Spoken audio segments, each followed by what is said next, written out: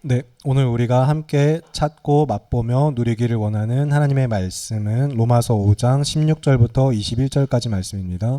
로마서 5장 16절부터 21절까지의 말씀, 제가 가진 성경으로는 신약 245쪽쯤에 있습니다. 로마서 5장 16절부터 21절입니다. 찾으셨으면 한 절씩 교독하시고 마지막은 합독하겠습니다. 또 이 선물은 범죄한 한 사람으로 말미암은 것과 같지 아니하니 심판은 한 사람으로 말미암아 정죄에 이르렀으나 은사는 많은 범죄로 말미암아 의롭다 하심의 이름이니라.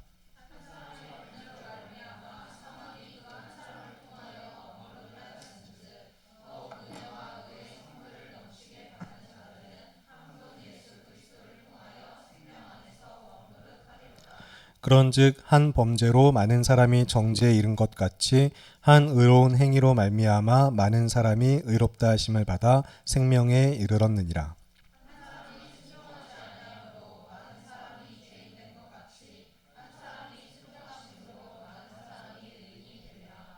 율법이 들어온 것은 범죄를 더하게 하려 함이라. 그러나 죄가 더한 곳에 은혜가 더욱 넘쳤나니. 함께 읽겠습니다. 이는 죄가 사망 안에서 왕노릇 한 것 같이 은혜도 또한 의로 말미암아 왕노릇하여 우리 주 예수 그리스도로 말미암아 영생에 이르게 하려 함이라. 아멘. 네, 여러분 오늘도 양옆으로 앞뒤로 서로 눈을 마주치시면서, 그리고 혹시 좀 피곤해 보이는 친구들 있으면 깨워주시면서 주 안에서 믿음으로 사랑합니다.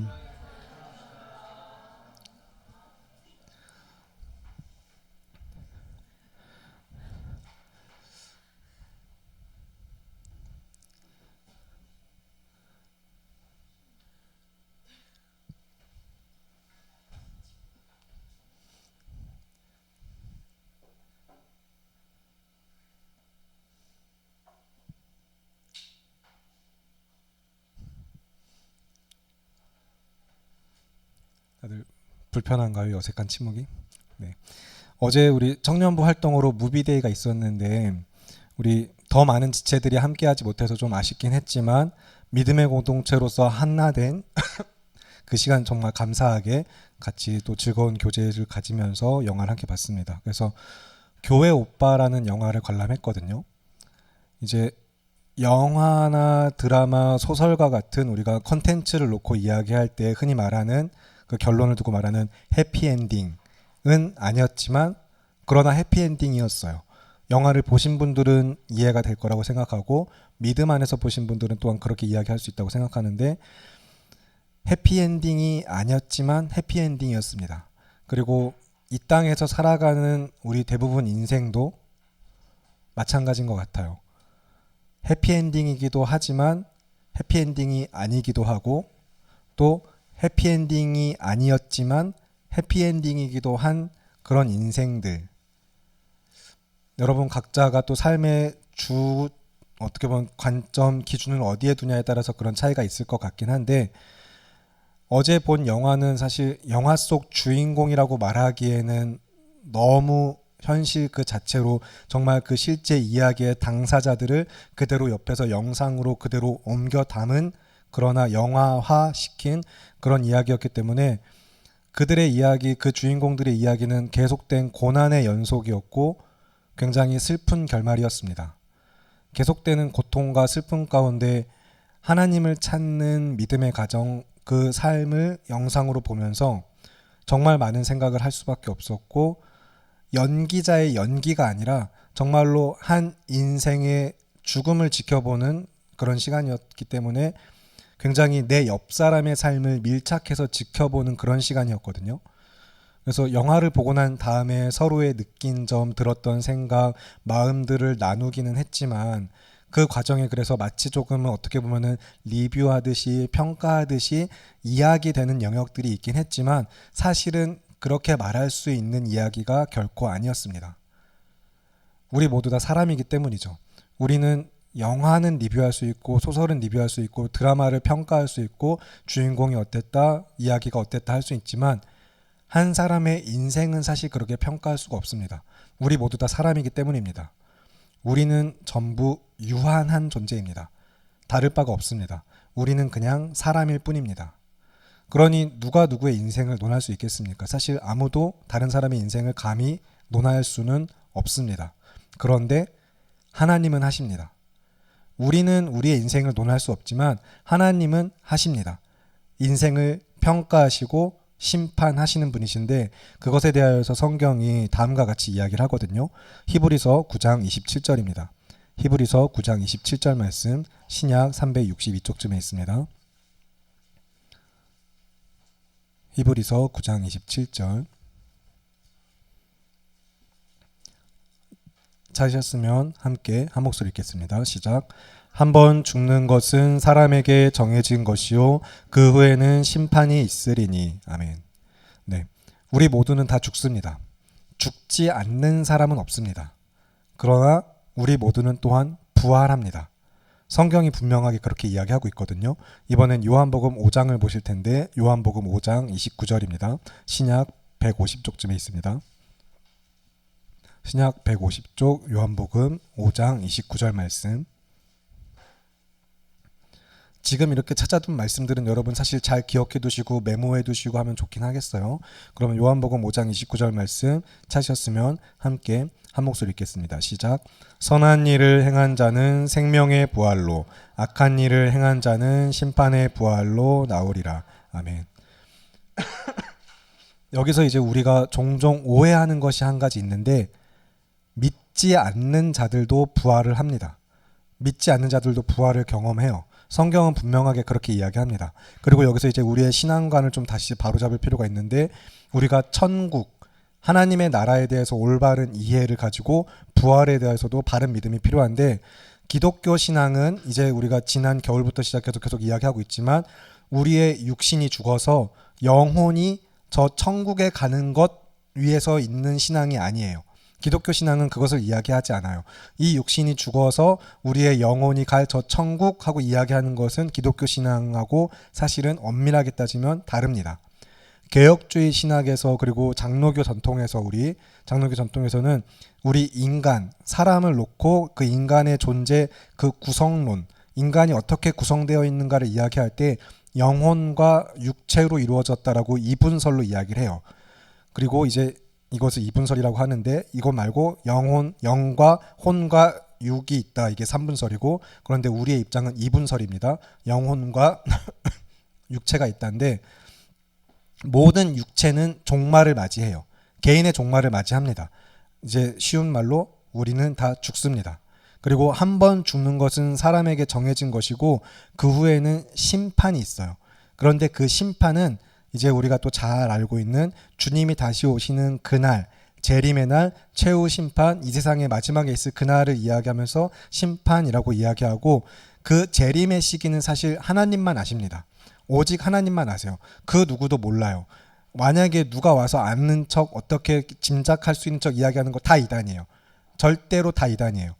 시기를 말할 수가 없어요. 하나님만 아세요. 그리고 그 시기가 오게 되면은 온 열방이 온 나라가 알고 싶지 않아도 알게 하실 거예요. 그게 하나님의 방식이에요. 그게 심판이죠. 온 세상을 심판하시는데 미처 누구는 모르게 당신 심판을 준비하셔야죠. 언제 그날이 올 건데 하면서 그런 식으로 되지 않아요. 믿음으로 살아가는 삶 가운데 어느 날 갑자기 그 누구도 모르게 심판이 올 거예요. 그래서 이제 우리는 종말의 시기를 살아가면서 지금도 종말의 시대거든요. 날로 악해져가는 시대와 문화를 보면서 시대의 징조를 분별할 지혜는 필요로 한 게 맞습니다. 시대의 징조를 분별할 필요, 이것하고 그 시기를 아는 것하고는 엄밀하게 다른 거예요. 분명히 다른 거예요. 종말의 시대를 나타내는 점점 더 악해져가는, 그래서 기독교 신앙이 무의미하고 무가치한 것처럼 이야기되는 사회의 분위기를 우리는 분별할 지혜가 필요합니다. 그러나 종말의 때 재림의 시기는 알 수 없는 거예요. 그 누구도 몰라요. 그날은 언제 올지 모르니 그저 우리는 믿음으로 준비되어진 삶을 하루하루 살아가는 것입니다. 그래서 이제 나중에 마태복음 16장에서도 보시면 마태복음 16장에서 이제 예수님께서 바리새인들, 사두개인들, 종교 지도자들하고 이야기하실 때 그들이 이제 하늘로부터 오는 표적을 구하거든요. 당신이 정말로 그 뭔가 대단한 그 하나님이라고 이야기하면 표적을 보여달라고 했을 때 하신 이야기가 뭐냐면 너희가 날씨는 분별할 줄 알면서 오늘 좀 흐리겠구나, 오늘 좀 뭔가 날씨 괜찮겠구나, 비가 오겠구나 분별하면서 시대의 징조는, 시대의 표적은 분별할 지혜가 없냐라고 말씀을 하십니다. 그 말씀하시면서 악하고 음란한 세대가 표적을 구하지만 요나의 표적밖에는 보여줄 것 없다라고 말씀하시는데, 이 말씀을 이제 우리는 그대로 믿고 성경은 하나님의 말씀이라고 믿으면서 절대적인 진리로 삼는 우리 역시 그러면 붙들 것은 예수 그리스도의 십자가로부터 이제 새로운 은혜의 시대가 시작되었거든요. 그러나 여전히 아직 죄의 영향력 아래 죄의 통증이 남아있는 시대입니다. 그런데 이 세대로부터 반드시 다가오는 세대, 정말로 새로운 세대가 올 것이라는 것을 우리는 믿고 살아가야 돼요. 그래서 예수님이 하신 말씀처럼 분별하는 지혜가 필요합니다. 날씨를 보고 분별할 수 있는 것처럼 우리는 이제 시대를 보면서 주님 오실 날이 점점 가까워지는구나, 날로 날로 악해져 가는구나, 믿음을 지키기 위해서 어떻게 해야 되는가를 분별하면서 살아가야 되는 거고, 그것을 살아가는 삶이 이제 종말론적 제자도예요. 종말을 준비하면서 살아가는 삶입니다. 그런데 이제 앞에서 다시 계속 이야기하지만 중요하니까, 종말을 준비하면서 살아가는 삶은 지금 하루하루를 믿음으로 살아가는 거예요. 그날이 2039년 뭐 아니면 2099년 막 언제 그런 식으로 막 짐작되는 날을 보면서 준비하는 삶이 아니라 언제인지 모를 그날, 도둑같이 이를 그날을 그저 믿음으로 하루를 살아도 믿음으로 살아가는 삶이 이제 종말론적 제자도의 삶입니다.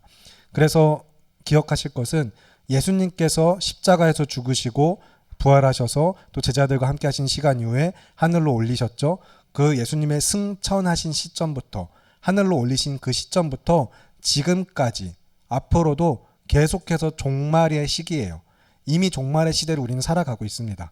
그 가운데 점점 더 계속 다시 이야기합니다. 악해져가는 시대의 문화를 우리는 분별하는 거예요. 시대의 징조를 분별하면서 점점 더 폐악해져가는 시대 가운데 내가 믿음으로 붙들 것은 무엇인가?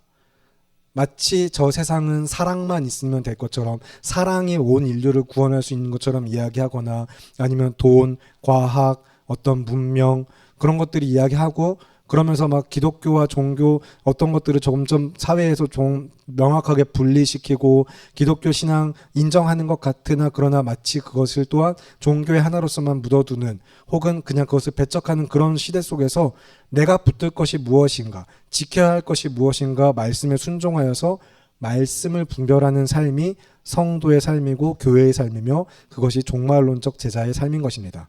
그래서 우리가 기억할 것은 이 세대가 반드시 끝이 있다는 걸 기억해야 할 필요가 있습니다. 이 세상에 끝이 있다는 것을 믿는 거예요. 영원하지 않아요. 이 세상은 반드시 그 끝이 있습니다. 그리고 이 세상의 세대의 끝을 두고서 법정적인 선고의 의미로서 우리가 종말이라고 이야기하는 거예요. 그럴 때 또 다시 이제 정말로 그 끝, 지금이 우리가 종말의 시기가 이미 살고 있는 종말의 시대이기도 하지만, 정말로 이 세상의 끝이 올 때 그 끝이 종말, 법정적 선고로서 종말로 이야기되는데, 아담의 불순종 이후에 이제 죄와 사망이 들어왔죠. 그러면서 어그러지고 타락한 이 세대는 멸망을 맞이할 수밖에 없습니다. 반드시 끝을 마주하게 됩니다. 그리고 그 끝이 오게 되면은 여기서 이제 우리가 앞에서 했던 이야기 좀 다시 여기까지 쭉 점프해서 가지고 와야 되는데, 개인의 육신의 끝, 개인의 육신이 맞이하는 종말과 이 세대의 종말 사이에 간극이 있다는 거예요. 이해되시나요? 개인의 육신의 종말의 시기는 저마다, 흔히 우리가 농담처럼 이야기하지만 가는데 순서 없다고 하면서 누가 언제 어떻게 갈지만 이야기, 뭐 정말 우리는 언제 어떻게 끝날지 모르지만 개인의 육신의 종말은 분명히 마주하게 될 거예요. 그런데 이 세대의 종말은 언제가 될지 몰라요. 그러면 누군가 개인의 그 삶의 종말과 세대의 종말 사이에 분명히 차이가 발생한다는 거죠. 우리는 시간과 공간에 얽매여 있기 때문에 그 종말의 시기가 오기 전까지 어떤 차이, 간극을 마주할 수밖에 없습니다. 이 세대의 끝이 오기 전에 한 개인의 삶이 먼저 끝이 나는 경우가 더 많을 거예요. 우리가 죽었을 때도 이 세대는 이어져 가지만 결국에 우리의 끝과 이 세대의 끝 사이에 시간적 차이가 있는데, 여기서 이제 우리가 잘 기억하세요. 육체는 죽어서 한 줌 먼지로 갑니다. 사라져 가죠. 그러나 영혼은 불멸하는 존재예요. 영혼은 사라지지 않아요.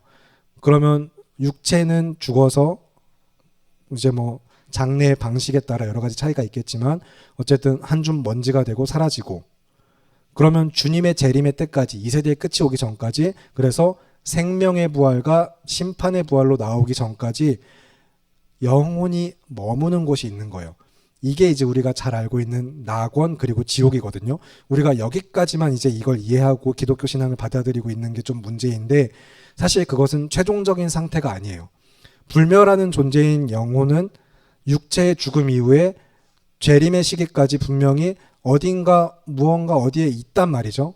그런데 그게 어디다? 이제 성경이 말하는 낙원 그리고 지옥이다. 그래서 예수님께서 십자가에서 같이 자기 우편에 있던 강도한테 뭐라고 하셨어요? 네가 오늘 밤 나와 함께 낙원에 있으리라. 영혼이 예수님과 함께 갈 장소라고 말하기에는 참 굉장히 다차원적인 개념과 더 깊은 신학적 의미가 있지만 그렇게밖에 표현할 수 없는 그 머무는 어떤 그 시간과 장소가 있는데, 그래서 이제 최종적인 상태는 아니에요. 주님 다시 오실 그날, 결말과 완성은 사실 그때거든요. 그래서 예수 그리스도의 재림과 함께 최후의 심판이 있을 것이고, 정말로 이제 그때는 그러면 다시 이 영혼이, 낙원에 있던 영혼과 지옥에 있던 영혼들이 부활의 몸과 함께 다시 하나가 되는 날이 오는 겁니다. 그래서 한 번 죽는 것은 사람에게 정해진 것이요 그 외에는 심판이 있으리니, 이제 선한 일을 행한 자는 생명의 부활로, 악한 일을 행한 자는 심판의 부활로 나아오리라 라고 말씀을 하시는 거예요. 그리고 이제 결국에는 영원한 생명이냐, 우리가 잘 이야기하는 영생의 삶이냐, 아니면 영원한 사망이냐로 믿는 자들과 믿지 않는 자들에 대한 판결이 나는 것입니다. 이때. 그래서 이때를 두고서 예수님께서 이야기하시는 게 요한복음 5장의 말씀이거든요. 하나님 아버지께서 자기에게, 예수님에게 심판의 권한을 주셨다라고 이야기하시면서 말씀을 하시는 거예요. 그 맥락 가운데 그래서 선한 일을 행한 자, 믿음으로 살았던 사람들, 선하다라는 것은 그냥 단지 열심히 착하게 도덕적인 삶을 살았다는 게 아니라 선하신 하나님을 믿었냐라는 겁니다. 하나님만 절대 선이시고 절대 선이신 하나님께서 나를 믿으라 하신 것이 선한 일이에요. 그 선한 일을 행한 자에게, 나를 믿는 자에게 구원을 주겠다라고 약속하셨고, 그래서 선한 일을 행한 자, 믿음으로 살았던 사람은 생명의 부활로, 그리고 악한 일, 즉 불신한 사람들, 하나님을 거절하고 거부하고 배신하고 배역한 상태로 계속 살아간 그 사람들은 심판의 부활로 나아가게 될 것이다 라고 말씀을 하셨습니다. 그래서 여러분 기억하세요. 모두가 부활을 경험합니다. 믿는 자나 믿지 않는 자나 모두가 다 부활해요. 그리고 주님 다시 오실 그날에 믿는 자들은 특히나 우리의 영혼이 부활의 영광된 몸을 입어서 완전히 새롭고 온전한 존재가 될 것인데, 이것을 두고서 이제 성경이 앞으로 오는 세대의 삶이거든요. 그건 또 다시 이제 앞으로 장차 이루어지고 완성될 하나님의 나라로서 그림을 이야기하면서, 그렇게 오는 세대로서의 앞으로 그 주님 다시 오실 그날 이후에, 최후의 심판 이후에 그걸로 끝이 아니라 이제 영원한 삶이 이제 약속된단 말이에요. 그것을 이제 영생이라고 이야기하는 거예요. 영생은 그러니까 육신은 죽고 영혼이 가서 저 천국에서 띵가띵가 오래오래 영원토록 하나님과 잘 살았대요 하는 그런 게 아니라, 심판의 날 이후에 새로운 세대, 앞으로 오는 세대에서의 믿는 자들이 영원한 생명 아래서 살아갈, 하나님과 함께 살아갈 그 생명의 부활로 나아간 그 삶을 두고 영생이라고 이야기합니다. 그러면 이제 다시 생각해 볼까요? 믿지 않는 자들도 부활한단 말이죠. 그러면 믿지 않는 자들은 어떻게 될까요? 심판의 부활로 나온 자들은 어떻게 될까요? 그러면 영원한 사망이라고 이야기하잖아요. 다시 죽이실까요? 부활시켜놓고 다시 죽이실까요? 그렇진 않고요. 영원한 사망이라고 이야기하는 것은 하나님과의 완전한, 이제 돌이킬 수 없는 정말로 끝, 단절입니다. 여러분, 믿는 자에게는 이것이 얼마나 끔찍하고 무서운 일인지에 대한 분명한 믿음의 시선이 있어야 합니다. 진짜 끝은 바로 이때예요. 그래서 영원한 사망이라고 이야기하는 거예요. 하나님과의 완전한 단절. 이게 어떤 의미냐면, 하나님의 자비, 긍휼, 은혜, 사랑이 전혀 베풀어지지 않는 곳입니다. 그곳이 그래서 진짜 지옥이고 영원한 형벌이고 영원한 사망이고, 그들이 당할, 믿지 않는 자들이 당하게 될 심판인 거예요.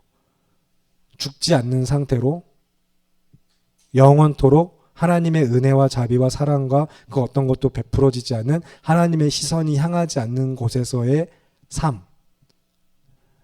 어제 교회의 오빠라는 영화에서도 사실 우리가 그런 것들을 생각해 보게 되는데 예수님께서도 그래서 오죽하면 어떻게 하셨어요? 십자가에서 죽으시면서 나의 하나님, 나의 하나님, 어찌하여 나를 버리십니까? 하나님과의 단절을 경험하시면서 그 죽음 앞에 내뱉으신 고백이었죠.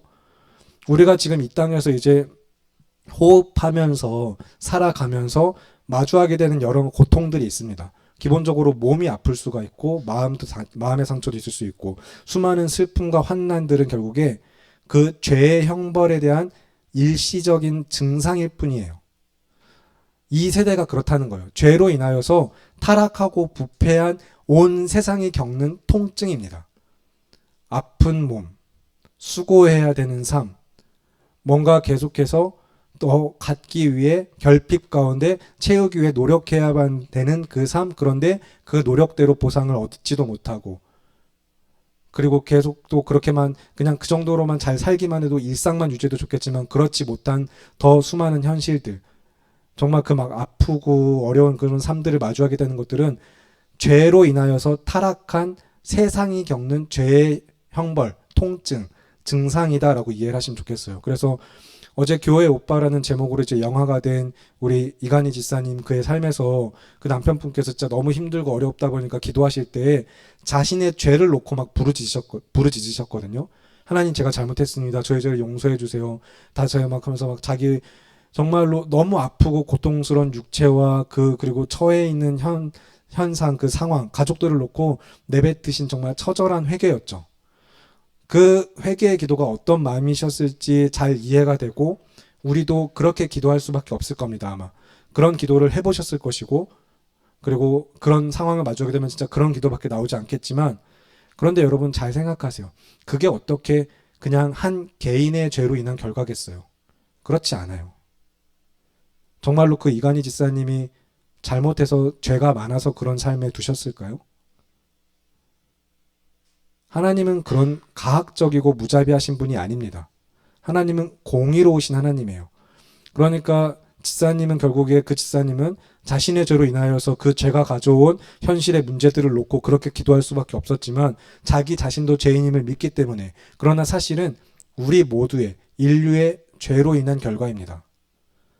만약 그 한 사람의 죄 때문에 하나님이 정말 그렇게 벌하셨다면 어느 한 개인이 자기가 지은 죄 때문에 그렇게 형벌로서 삶의 고난과 고통을 당해만 한다면 저는 지금 여기에 살아있어서는 안 되는 사람이에요. 그러면 사실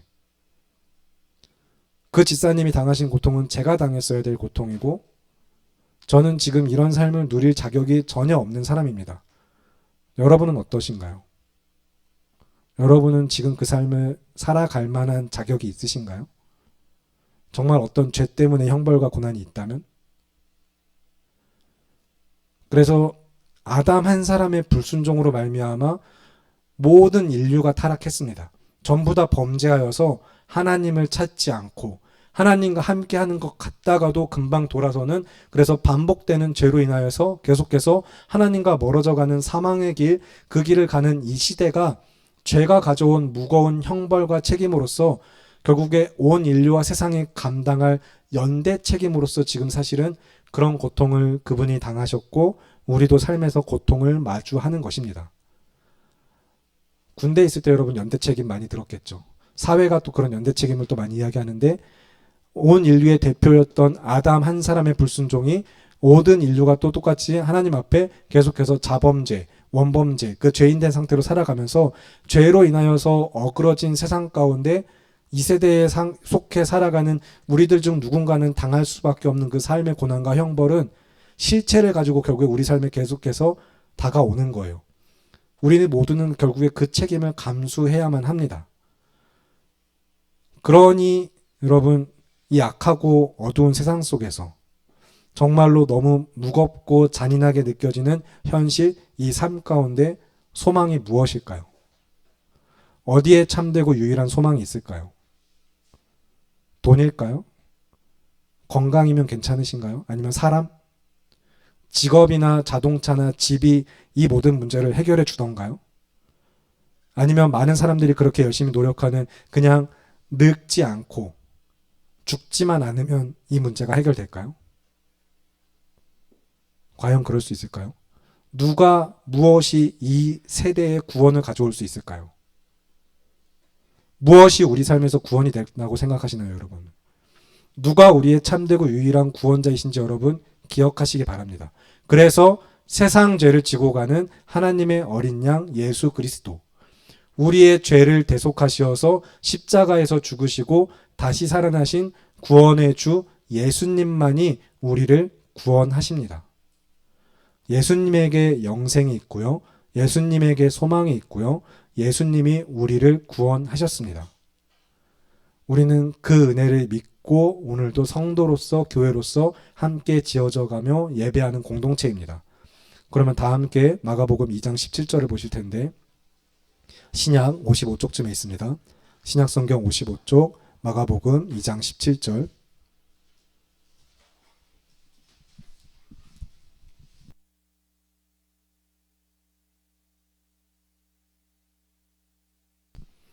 마가복음 2장 17절 말씀을 찾으셨으면 다 함께 한 목소리로 읽겠습니다. 시작. 예수께서 들으시고 그들에게 이르시되 건강한 자에게는 의사가 쓸데없고 병든 자에게라야 쓸데가 있느니라. 나는 의인을 부르러 온 것이 아니요 죄인을 부르러 왔노라 하시니라. 아멘. 네, 죄악된 이 세상은 예수님이 필요합니다. 우리 모두는 예수님이 필요합니다. 예수님께서는 죄인인 우리를 부르시고 구원하시기 위하여서 이 땅에 오셨어요. 그 예수님을 믿으시고 믿음으로 살아가면서 또한 그 믿음으로 복음을 전하시기 바랍니다. 예수님께서는 죄인을 부르셨어요. 그리고 죄인을 용서하기 위해서 부르셨습니다.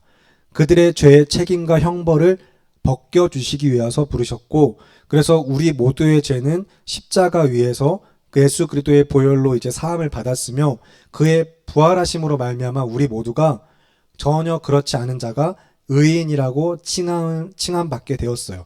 의롭다고 여겨주시게 됐어요. 그 믿음이 그래서 우리의 소망인 것입니다. 믿음으로 우리가 붙드는 예수님이 우리에게 영생을 가져다 주시는 참으로 하나님의 아들이시며 구원자이심을 우리는 성경을 통해서 보고 듣고 배워 믿기 때문입니다. 그래서 우리는 이 세상의 기쁜 소식으로서 십자가 위에서 죽으시고 다시 살아나신 예수 그리스도의 복음과 하나님의 나라 복음을 이야기하는 거예요. 앞으로 올 세대 다시는 밤이 없겠고 눈물과 슬픔과 고통 이제 애통하는 것이 없으며 영원토록 하나님과 함께 살아가 그 나라가 올 것이다. 그 나라의 주가 되시는 예수 그리스도께서 우리에게 그 삶, 오는 세대에서의 삶, 영생을 주시려고 이 땅에 오셔서 죽으시고 다시 살아나셨다. 그래서 우리는 복음을 기뻐하는 것이고 그 복음을 전하며 믿음으로 사는 것입니다. 아담의 불순종이 있긴 했지만 예수 그리스도의 순종 가운데 그래서 하나님은 우리에게 구원의 기쁜 소식을 또한 전해주셨어요. 이 모든 죄의 책임을 해결하시고 우리의 구주가 되시는 예수 그리스도의 복음을 믿으면서 그가 나의 주가 되시는 것이 너무 기쁘고 그것을 참으로 삶에 받아들이고 그래서 하나님의 나라를 약속받은 자들이 성도 그리고 교회인 것입니다. 그들이 그래서 세상에 좋은 소식이 있습니다. 우리가 이 무거운 세상, 어두운 현실, 마주해야 될 삶의 수많은 무게들 앞에 도무지 인간의 힘으로 해결할 수 없는 그 죄와 사망의 형벌이 끝났습니다. 이기신 분이 있습니다라고 복음을 전하는 것입니다. 그렇기 때문에 믿는 자들에게 소망이 있는 것은 그 소망이 주체가 되시는, 믿음의 주체가 되시는 예수님이 우리의 주가 되시기 때문인 거예요. 그러면 다시 오늘 이제 로마서 5장 전체를 여러분 한 절씩 교독하실 텐데 로마서 5장 1절부터 21절까지 로마서 5장 전체를 함께 교독하시겠습니다. 그리고 마지막은 합독하실 텐데 오늘 들은 말씀, 그동안 들어왔던 말씀 여러분 기억을 하면서 상기하시면서 말씀을 마음에 새기면서 1절부터 21절까지 한 절씩 교독하고 마지막 합독합니다. 제가 먼저 1절 읽겠습니다. 그러므로 우리가 믿음으로 의롭다 하심을 받았으니 우리 주 예수 그리스도로 말미암아 하나님과 화평을 누리자.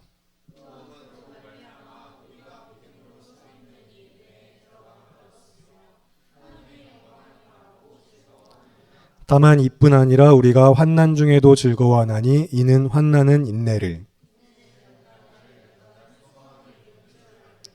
소망이 우리를 부끄럽게 하지 아니함은 우리에게 주신 성령으로 말미암아 하나님의 사랑이 우리 마음에 부은 바 됨이니.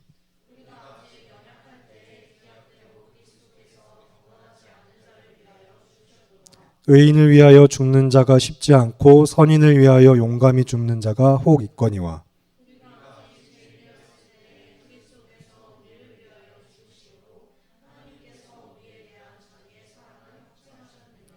그러면 이제 우리가 그의 피로 말미암아 의롭다 하심을 받았으니 더욱 그로 말미암아 진노하심에서 구원을 받을 것이니.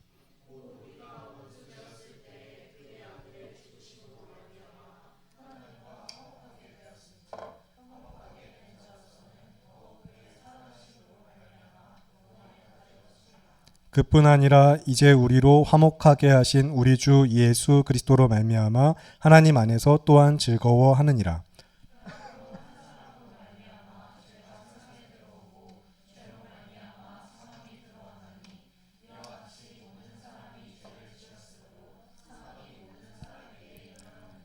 죄가 율법이 있기 전에도 세상에 있었으나 율법이 없었을 때에는 죄를 죄로 여기지 아니하였느니라.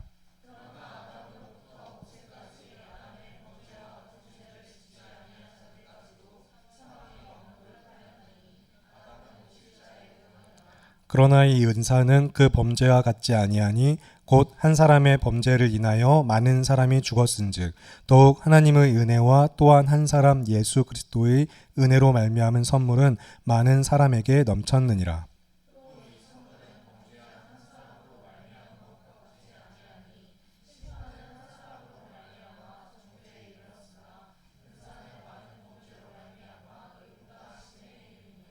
한 사람의 범죄로 말미암아 사망이 그 한 사람을 통하여 왕노릇하였은즉 더욱 은혜와 의의 선물을 넘치게 받는 자들은 한 분 예수 그리스도를 통하여 생명 안에서 왕노릇하리로다.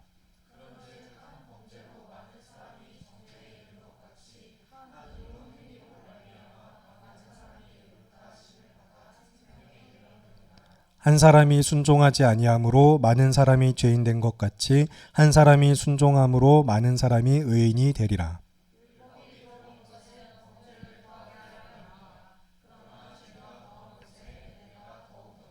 함께 읽겠습니다. 이는 죄가 사망 안에서 왕노릇한 것 같이 은혜도 또한 의로 말미암아 왕노릇하여 우리 주 예수 그리스도로 말미암아 영생에 이르게 하려 함이라. 아멘. 여러분, 그래서 정말 말씀 한 절 한 절을 마음에 새기셔야만 하겠지만 이 말씀이 정말 다시 새롭게 마음에 와닿으셔야 할 텐데, 특히 19절 이하의 말씀에서 예수 그리스도의 순종이 어떻게 우리에게 구원을 가져오게 된 것인가, 그 은혜를 여러분 복음을 바르게 알고 믿으시면서 예수님의 순종, 그 주님의 순종이, 십자가의 순종이 나의 순종이 되어야 합니다. 우리의 순종이 되어서 나도 날마다 주와 함께 십자가 위에서 죽고 다시 사는 인생으로서 하나님의 말씀에 순종하여 믿음으로 살아가는 우리 모두가 되기를 바라고 기도합니다. 죄와 사망이, 이 세상의 것들이 나를 지배하고 우리가 거기에 종속된 삶이 아니라, 비록 우리가 지금은 땅을 버타며 살지라도 저 하나님의 나라를 살아가는 믿음으로써 삶의 방식이, 나를 다스리는 주체가 말씀과 하나님이 되는 삶, 그래서 날마다 믿음으로 승리할 수 있는 여러분 되기를 바라고 기도합니다. 그러면 우리의 인생은 해피엔딩이 아닐지라도 반드시 해피엔딩일 수밖에 없습니다. 영원히 끝나지 않는, 정말로 이제 엔딩이라고 말할 것이 아니라 영원한, 그냥 정말 행복한 하나님의 나라, 그 나라가 어떤 나라인지 우리는 다 정말 참 알 수 없지만 이 땅에서 아무리 행복해봤자 그 나라에 맛볼 수 없는, 그 나라에 조금도 맛볼 수 없는 그런 정말 완전한, 무결한, 그 정말 놀라우신 하나님의 나라가 어떤 것인지 우리는 그저 그 나라를 바라보고 기대하고 소망하면서, 그러나 지금 여기서 맛보는 예수님과의 은혜, 그 연합된 삶 안에서 그것을 맛보게 하실 때 예배라는 공동체, 함께 모여서 예배하는 시간은 그런 것들이 나타날 수 있어야 돼요. 우리가 그럴 수 있길 바랍니다. 예배하는 것이 기쁘고 예배할 때만큼은 세상의 그 어떤 근심과 걱정도 나를 얽매지 못하고, 하나님의 다스리심 아래서 우리가 참으로 기뻐하고 감사할 수 있는 믿음의 성도들 우리 모두가 되기를 바라면서 이 시간 함께 기도하는 시간 갖도록 하겠습니다. 여러분, 기도하실 때 정말로 예수님이 소망 되시길 바랍니다. 우리 사랑하는 청년부 여러분 한 사람 한 사람의 삶에 돈도 건강도 직업도 집도 다른 무엇도 아닌 예수님이 소망되길 바랍니다. 그래서 복음이 들려지게 하시고 그 복음 안에서 선명하게 내 삶에서 하나님의 말씀이 역사할 수 있게 바라면서 영생을 주시는 그 은혜의 복음을 우리가 믿고 바라면서 이 시간 복음이 선명해지는 삶을 위하여서 그리고 그 선명한 복음 가운데 말씀에 순종하는 믿음의 삶 오직 예수님만 내 삶의 소망되어 주시옵소서라고 간구하는 기도 주님의 이름 한번 외치시고 기도하겠습니다.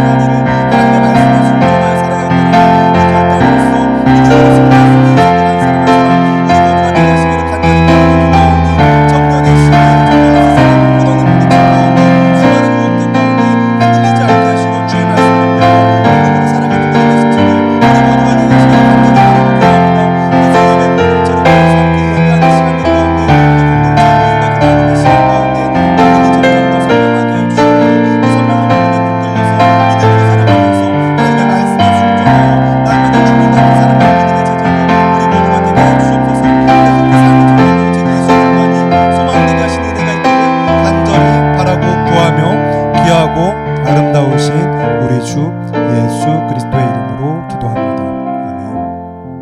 아멘. 살아계시는 하나님 아버지, 봄이 오는 것 같이 금방 따뜻해졌다가도 다시 추워지는 날씨, 도무지 종잡을 수 없는 날씨와 마찬가지로 우리 인생도 참 하루 앞을 알지 못하는 종잡을 수 없는 인생이지만 그래서 때로는 기쁘고 때로는 즐거우면서 그러나 때로는 지나치게 슬프고 계속해서 어둡고 힘들기만 한 나날들, 그 모든 날들의 끝에 그러나 반드시 주님께서 약속하신 영원한 하나님의 나라가 우리에게 있음을 우리는 믿음으로 고백합니다. 이 땅에서 우리는 수고하며 살아갈 수밖에 없지만 그리고 하나님의 은혜와 자비와 사랑이 베풀어지는 그 시간 동안 주님과 함께하며 그 기쁨과 은혜를 맛보게 하셨지만 정말로 우리의 영원한 소망은 오직 그 나라에 있음을, 복음에 있음을 우리가 믿고 고백하면서 오늘도 믿음으로 주님과 함께 승리하는 예배자들, 성교교회 청년부 우리 모두가 되게 하여 주시옵소서. 우리가 바라고 구하는 것 오직 한 가지, 주 예수 그리스도 한 분밖에 없게 하시며 그 믿음 안에서 살아가는 삶을 통하여서 참으로 은혜 안에서 기쁨과 감사를 고백할 수 있는 우리 모두가 되게 하시기를 바라고 기도합니다. 우리와 함께 하심을 믿으며 귀하고 아름다우신 우리 주 예수 그리스도의 이름으로 기도합니다. 아멘.